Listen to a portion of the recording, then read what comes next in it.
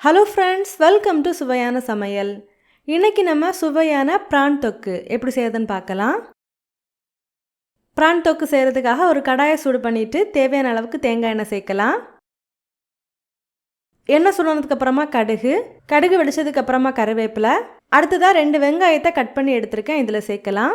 கூடவே கொஞ்சமாக உப்பு சேர்த்து இந்த வெங்காயத்தை நல்லா வதக்கி விடுங்க. வெங்காயம் வதங்கும் போதே ஒரு பச்சை மிளகாவை லைட்டாக கீறி விட்டு சேர்த்துக்கோங்க.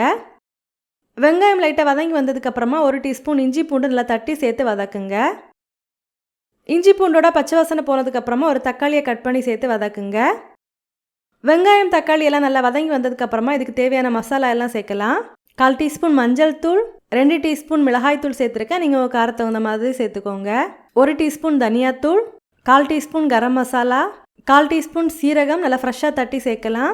இதெல்லாம் சேர்த்துட்டு மசாலாவோட பச்சை வாசனை போகிற அளவுக்கு இதை நல்லா வதக்கி விடுங்க.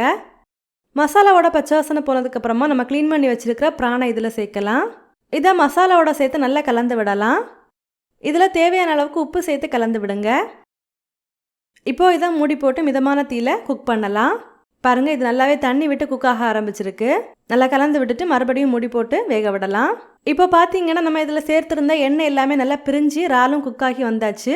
இப்போது இதில் 1/2 டீஸ்பூன் மிளகு நல்லா ஃப்ரெஷ்ஷாக தட்டி சேர்க்கலாம்.